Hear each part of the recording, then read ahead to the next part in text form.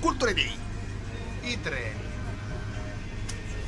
Mi piace pensare che fra i treni che passano una sola volta ci siano anche dei regionali affollati e tristi che in fondo si possono anche perdere. È inopportuno fermarsi davanti alla porta. Avanti, c'è posto.